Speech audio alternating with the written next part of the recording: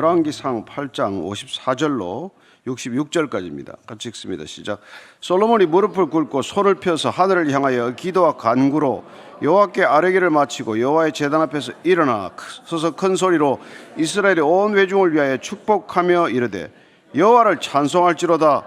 그가 말씀하신 대로 그의 백성 이스라엘에게 태평을 주셨으니 그 종 모세를 통하여 무릇 말씀하신 그 모든 좋은 약속이 하나도 이루어지지 아니함이 없도다.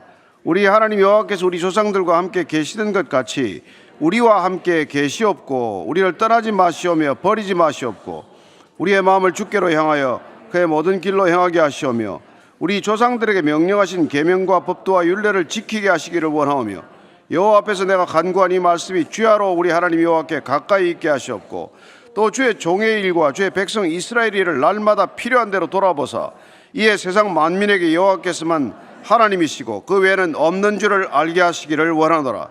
그런즉 너희의 마음을 우리 하나님 여호와께 온전히 바쳐 완전하게 하여 오늘과 같이 그의 법도를 행하며 그의 계명을 지킬지어다. 이에 왕과 및 왕과 함께한 이스라엘이 다 여호와 앞에 희생 제물을 드리니라. 솔로몬이 화목제에 희생 제물을 드렸으니 곧 여호와께 드린 소가 22,000마리요 양이 12만 마리라. 이와 같이 왕과 모든 이스라엘 자손이 여호와의 성전에 봉헌식을 행하였는데 그날에 왕이 여호와의 성전 앞들 가운데를 거룩히 구별하고 거기서 번제와 소제와 감사제물에 기름을 드렸으니 이는 여호와의 암독 제단이 작음으로 번제물과 소제물과 화목제 기름을 다 용납할 수 없습니다. 그때 솔로몬이 7일과 7일 도합 14일간을 우리 하나님 여호와 앞에서 절기로 지켰는데 하마도기에서부터 애굽 강까지 온 이스라엘의 큰 회중이 모여 그와 함께 하였더니 여덟째 날에 솔로몬이 백성을 돌려보내며 백성이 왕을 위하여 축복하고 자기 장막으로 돌아가는데 여호와께서 그의 종 다윗과 그의 백성 이스라엘에게 베푸신 모든 은혜로 말미암아 기뻐하며 마음에 즐거워하였더라. 아멘. 성전 봉헌의 마지막 절차입니다. 솔로몬이 백성들 온 백성들을 축복하는 걸 봅니다. 왕이 온 백성들을 축복하는 것이죠. 하나님께서 이런 복을 내려달라고 기도하는 것입니다. 그런 점에서 보면 오늘 이 본문 말씀은 솔로몬의 백성들을 위한 축복 기도 내용이에요. 어떻게 기도하는지 한번 보겠습니다. 뭘 기도하는지 54절 55절입니다.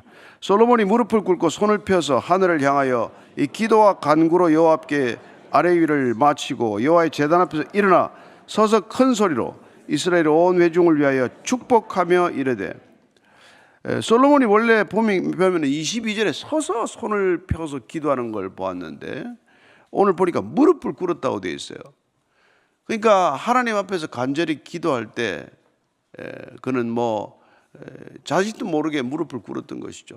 서서 기도하다가 무릎을 꿇게 된 것입니다. 그리고는 다시 이제 기도를 마치고 일어나는 것이죠. 서서 기도하다가 어느 순간 본인이 무릎을 꿇게 되는 것입니다.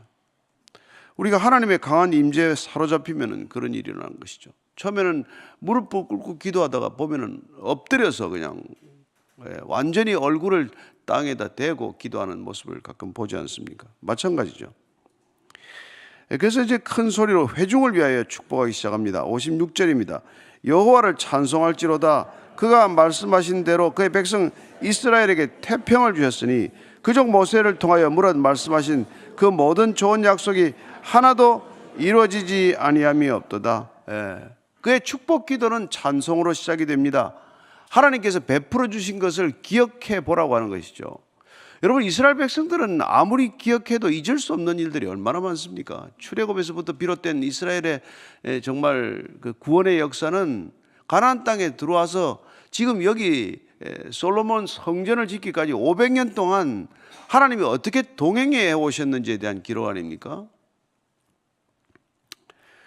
사실 성전을 짓긴 했지만 이제 성막이 성전이 된 것이죠. 그런데 성막은 성막대로 유익이 있고 성막대로 큰 의미가 있어요. 왜냐하면 이스라엘 백성들이 광야를 통과할 때 그 성막은 항상 12지파의 진 한 중앙 정중앙에 위치하고 있습니다. 그러니까 눈만 뜨면 성막이 보이는 것이죠. 눈만 뜨면은 하나님의 임재가 늘 함께 하신다는 것을 경험하고 지내갔던 시절입니다. 그러나 이제 예루살렘이라는 성에 들어와서 이동식 성막이 아니라 고정된 성전을 짓게 되면 사실은 성전에 왔을 때와 성전을 떠났을 때는 마음이 달라지는 거죠. 그리고 성전 가까이 사는 사람이야 눈을 뜨면 성전이 있겠지만 어떤 사람들은 성전과 멀리 떨어져 있기 때문에 시야에 안 들어온단 말이에요. 그렇게 사실 광야에서 성막이 늘 한가운데 있는 것을 우리 이스라엘 백성들 한가운데 계신다. 우리 삶의 정중앙에 좌정하고 계신다. 그리고 그분이 떠나면 구름이 발행하면 같이 가는 것이고 불기둥이 떠나면 같이 가고 또 멈추면 같이 멈추고 그래서 광야 동안에 광야 40년 동안에 늘 하나님과 동행하고 하나님의 임재를 그렇게 날마다 경험했던 것과는 조금 다른 형태의 신앙에 있던 모습이 되는 것이죠. 그래서 성전이 화려하고 크고 좋긴 하지만 어쩌면 신앙이 점점 그 본질과는 벗어나서 눈에 보이는 성전에 더 비중을 두는 그런 어떤 자연스러운 신앙의 약화가 일어날 수밖에 없다는 것을 우리가 한번 이렇게 생각해 볼 필요가 있어요. 성전 좋다고 너무 이렇게 할 게 아니란 말이죠. 성전에 모이는 게 중요하지만 그러나 흩어져서는 더 중요한 거란 말이죠. 그러니까 흩어져도 성전이 기억되어야 하고 내가 성전됨을 이렇게 기억하도록 주님께서는 우리를 성전 삼으신 것 아닙니까? 그러니까 첫 번째는 뭐예요? 성막이 늘 하나님 함께 하신다는 것, 우리 삶의 중심에 있다는 것, 이걸 기억하도록 하는 것이죠. 삶의 중심에 내가 있는 게 아니고 하나님이 계신다. 그래서 오늘 보니까 그 백성 이스라엘에게 늘 태평을 주셨다. 안식처가 되신 것이죠. 그 모든 좋은 약속이 하나도 이루어지지 않은 것이 없다. 그렇습니다. 지금 여기까지 온 이스라엘 백성들이 기억해야 될 것은 어떻게 해서 이스라엘 백성들이 여기까지 오게 됐습니까? 하나님의 신실하심이 있었다는 것입니다. 그 하나님의 신실하심은 언약을 지키시는 하나님의 모습이에요. 하나님 먼저 약속하셨습니다. 내가 너와 함께 하리라. 그 약속을 끝까지 지키시는 모습을 보여주셨고 그 하나님의 신실하심과 하나님께서 계명을 주시고 율례를 주시고 법도를 주시고 그걸 지키라고 말씀하실 때 그걸 지키는 이스라엘 백성들의 신실함이 있어야 오늘 이 성전이 이렇게 눈앞에 드러난 거란 말이죠. 그래서 두 가지 신실함이 만나는 것, 그 접점이 뭐예요? 말씀이에요. 말씀. 하나님께서는 말씀으로 언약 약속하셨습니다. 백성들은 그 말씀을 믿음으로 받아들이고 순종했습니다. 그래서 하나님의 신실하심은 언약의 신실하심이요, 이스라엘 백성들의 신실함은 순종의 신실함이라는 걸 알게 됩니다. 그리고 그 두 신실함이 만나는 바로 그 접점 한가운데 이 말씀이 있다는 것이죠. 계명이 있다는 것입니다. 이 계명을 통해서 하나님의 신실하심과 이스라엘 백성의 신실함이 증거되겠죠. 그래서 사실은 우리가 보면은 이사야서 40장 8절 말씀입니다. 한번 같이 읽습니다. 시작. 풀은 마르고 꽃은 시드나 우리 하나님의 말씀은 영원히 서리라. 풀은 마르고 꽃은 시듭니다. 그러나 하나님의 말씀은 시드는 법이 없습니다. 영원합니다. 영영합니다. 그 말씀이 지켜지는 것, 언약이 지켜지는 것, 그게 우리에게는 가장 중요한 신앙의 지표죠. 주님께서도 말씀하셨습니다. 마태복음 5장 말씀입니다. 시작. 이러니 천지가 없어지기 전에는 율법의 1.1획도 결코 없어지지 아니하고 다 이루리라. 하나님의 말씀이 다 이루어질 것이다. 주님께서 이 땅에 오신 것은, 성육신하신 것은 말씀이 다 이루어지도록 하기 위해 오신 것 아닙니까? 다 이루어지도록 하기 위해. 그래서 하나님께서는 그 말씀 오셔서 말씀하셔서 우리에게 약속하실 때 우리에게는 비로소 구원이 시작이 된 것이고, 하나님은 말씀하심으로 이미 언약이 이루어졌다는 것을 우리가 믿는 게 믿음이에요. 여러분, 능력 있는 사람이 말씀 한마디 하면 그건 이루어진 거란 말이죠. 자녀를 사랑하는 부모가 자녀하고 약속하면은 약속하는 순간, 부모 입에서 말이 떨어지는 순간 그 약속은 이미 이루어진 거란 말이죠. 그걸 믿는 자녀가 있고 안 믿는 자녀가 있단 말이죠. 저는 하나님의 말씀은 우리 귀에 들리는 순간 그 말씀은 이미 이루어졌다는 것을 믿을 수 있게 되길 바랍니다. 그게 그분이 말씀하신데 안 이루어지겠습니까? 예. 누가 능력 있는 사람이 내가 뭘 해주마 하고 약속했으면은, 예, 그 입에서 그 말이 떨어지는 순간, 예, 이 약속은 이미 이루어진 것이죠. 그게 우리 신앙이라는 것입니다. 예, 그러니까 여러분들이 말씀을 붙드는 사람이 얼마나 그게, 예, 믿음이 능력이 나타나겠어요. 저는 여러분들이 이 말씀을 붙들게 되기를 바랍니다. 읽는 것 좋습니다. 소리내 읽는 것 더 좋습니다. 암기하는 것 더 좋습니다. 그러나 그 말씀이 내 안에서 이미 이루어진 것으로 믿는 믿음과 함께 이렇게 합쳐지지 않으면, 그러면 그건 이게 성경적 지식이 되고 마는 것이죠. 예. 그게 우리가 믿음으로 그 말씀이 우리 안에서, 예, 능력이 되어야 비로소 우리는 그 말씀이 우리를 통해서 이루어지는 것을 보는 영광을 누리게 되는 것이죠. 예. 예. 말씀이 이루어지는 것보다 더 큰 영광이 어디 있습니까? 57절에서 쭉 60절까지입니다. 시작. 여호와를 찬송할지로다 그가 말씀하신 대로 그의 백성 이스라엘에게 뭐예요? 57절이야. 시작.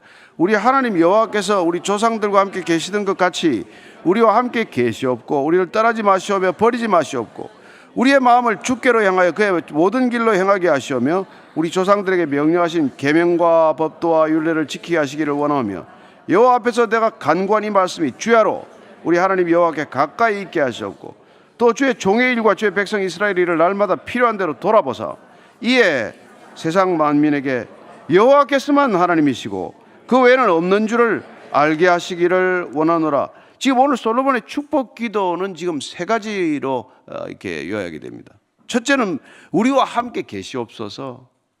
여러분, 하나님과 함께 계시는 게 가장 큰 복입니다. 그걸 우리는 최고의 복이라고 말합니다. 그걸 지복이라고 말해요. 그 지복을 구하는 게 뭡니까? 복 중에 가장 큰 복을 구하는 게 함께 하시옵소서. 늘 함께 계시겠다고 약속하셨으니 그 약속대로 늘 함께 하시옵소서. 여러분, 하나님이 함께 하시는 것보다 큰 복은 없습니다. 여러분이 구하는 어떤 것보다도 하나님이 더 크신 분이기 때문에 그렇습니다. 하나님이 함께 하시지 않는 것보다 더 큰 불행이 없습니다. 그보다 더 큰 저주가 없습니다. 예수님께서 왜 엘리 엘리 라마 사박다니 그렇게 절규하십니까? 왜 나를 버리십니까? 왜 나와 끊어지십니까? 왜 나와 함께 하지 않으시겠다는 겁니까? 그게 가장 큰 이 절규 아닙니까? 저는 여러분들이 함께 계신다는 것, 그것만으로도 만족할 수 있게 되길 바랍니다. 아니, 그보다 더 큰 복이 없다는 것을 날마다 절감하시게 되길 바랍니다. 하나님이 나와 함께 계신다. 사람은 버릴지라도 하나님은 버리시지 않는다. 사람들은 배신할지 몰라도 하나님은 약속을 지키신다. 그걸 믿는 것이죠. 하나님은 출애굽 때부터 우리에게 말씀하셨습니다. 출애굽기 3장 12절입니다. 시작. 하나님께서 이르시되 내가 반드시 너와 함께 있으리라. 반드시 너와 함께 있겠다고 약속하셨다는 거예요. 이 약속을 붙드는 거예요. 예수님께서 마지막 약속이 뭡니까? 마태복음 28장 마지막 대위임 명령을 주시고 우리에게 한 약속은 뭡니까? 내가 세상 끝날까지 너희와 항상 함께 하리라. 예. 여러분, 죽음의 순간까지 이 약속 붙들면 그날 밤에 하나님과 함께 계실 줄로 믿으시기 바랍니다. 이 약속 붙든 것 아니에요. 내가 오늘 밤 나와 함께 낙원에 있으리라. 그 언약을 붙들면 그 강도는 그날 낙원에 가는 거예요. 낙원에 있는 거예요. 그래서 우리가 함께 계시고 떠나지 말라. 다윗은 이 기도를 많이 했어요. 함께 하시옵소서. 떠나지 마시옵소서. 시편 27편 9절 다윗의 기도입니다. 시작. 주의 얼굴을 내게서 숨기지 마시고 주의 종을 놓아여 버리지 마소서. 주는 나의 도움이 되셨나이다. 나의 구원의 하나님이시여 나를 버리지 마시고 떠나지 마소서. 나를 버리고 떠나지 마소서. 하나님, 저를 버리지 마소서. 떠나지 마소서. 그거면 충분합니다. 하나님이 계신 것만으로 충분합니다. 이사야서 49장 15절입니다. 시작. 예.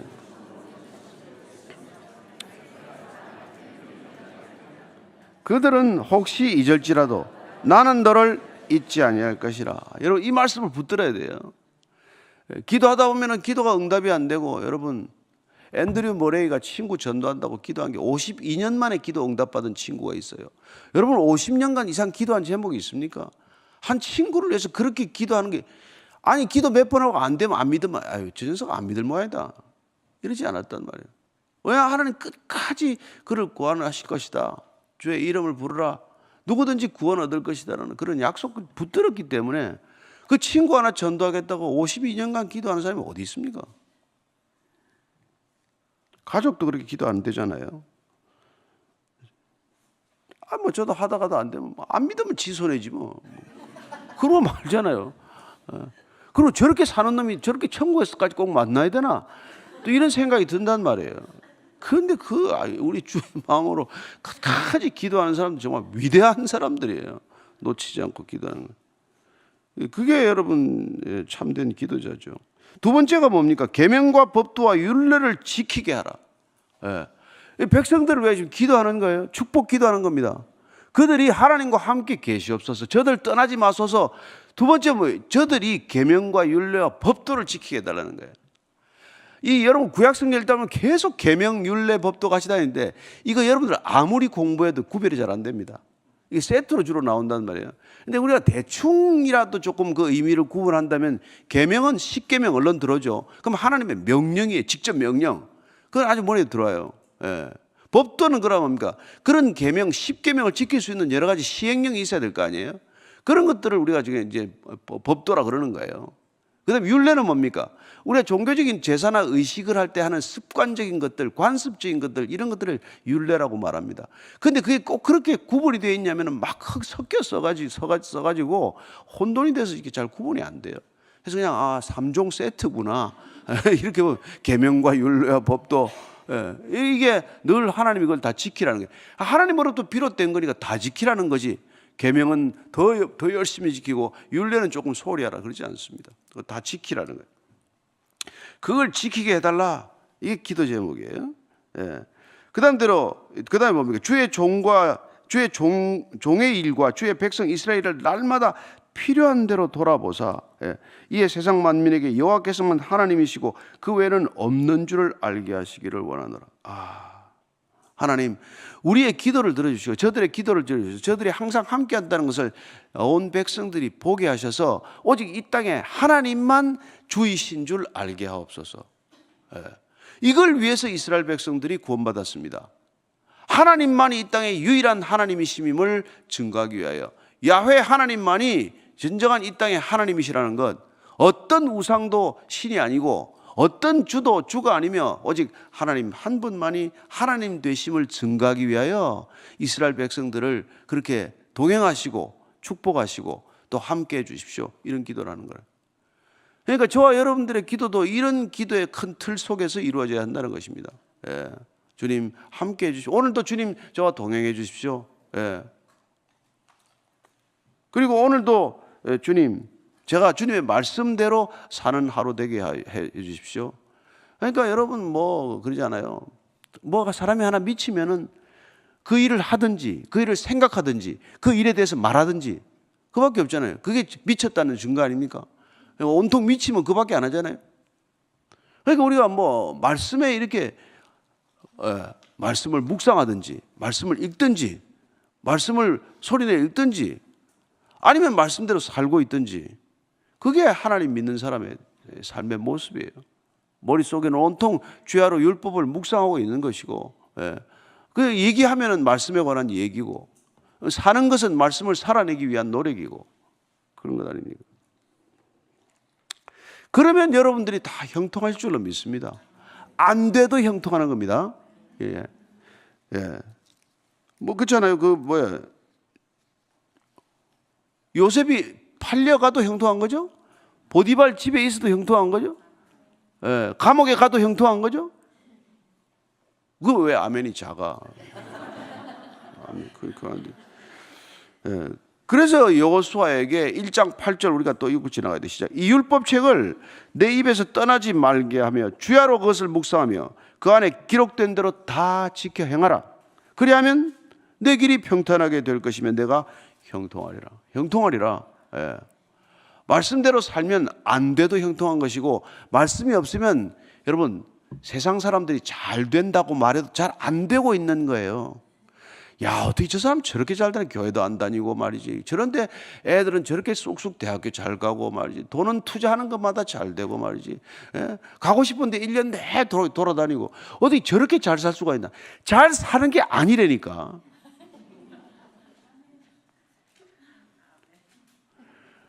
되는 일 하나도 없는 것 같아도 아침에 이게 기도하고 말이죠. 예배 나오고 일이 되는 게 없어서 또 기도하고 말이야. 하나도 응답이 안 돼서 또 기도하고.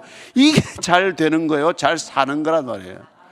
이게 기준이어야지. 아우, 저 사람은 말 어떻게 되는 것마다 저렇게 차도 또 바꿨대. 아파트가 200억이래네. 뭐 그런 생각도 말고 보지도 마세요.